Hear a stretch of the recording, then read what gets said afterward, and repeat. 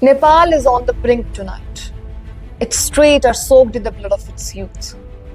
Gen Z, or youth as we say it, they are not just protesting, they are storming the citadels of corruption.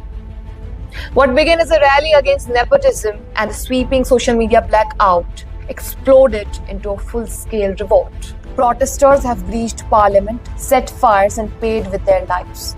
At least 9 dead, hundreds injured. Look at these harrowing images. Kathmandu's heart, Maiti Ghar Mandala in New Baneshwar, is a war zone. Thousands of Gen Z protesters, many teens in uniforms, started with chants and dances. We are the moment, and no more Nepo kids. But fury took over. They shattered barricades, surged into the federal parliament compound, and even torched checkpoints inside. Police fired tear gas, rubber bullets, and live rounds. Hospitals are overwhelmed, up to 9 dead and over 200 injured from the clashes. And we all know this is not the real thing. It's not just demonstration, it's declaration of war on a system that's failed them. The fuse? The blatant social media ban on 26 platforms: Facebook, Instagram, YouTube, WhatsApp, X, enforced since September 4 to regulate unregistered sites. Nepal's PM Oli calls it safeguarding national sovereignty. But let's call it what it is. It's a gag of order on Gen Z's weapon of choice. These kids exposed Nepo kids, the elite offerings living lavishly on public funds, while Nepal's youth unemployment hits 19%. Hashtag like Gen Z Andolan trended worldwide before the blackout. Now with VPNs spiking 400%, they are fighting back from the streets. Coincidence that the ban hit right as the corruption scandals boiled over? I doubt it, as the escalation is shocking. By midday, Gen Z breached multiple lines in Kathmandu, Pokhara, Butwal and many more. They entered restricted zones, vandalized parliament premises and forced police into retreat.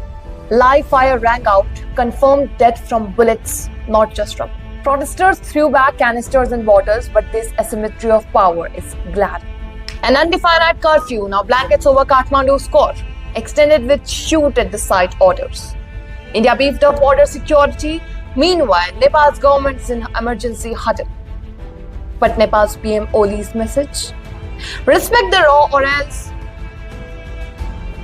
Mr. Prime Minister, when students in uniform faced bullets for demanding transparency, who's exactly breaking the law? This is Gen Z's revolution, pure and unadulterated.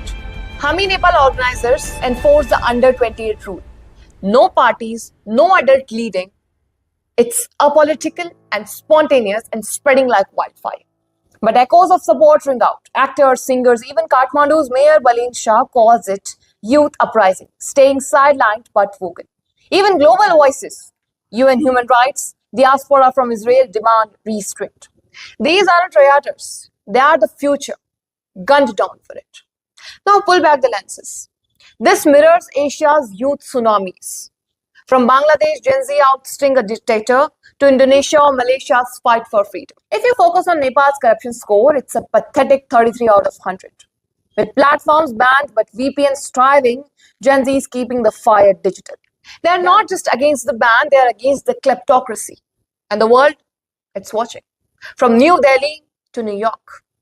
Nepal's streets echo its 1990 and 2006 uprisings. History is repeating itself because the government didn't learn.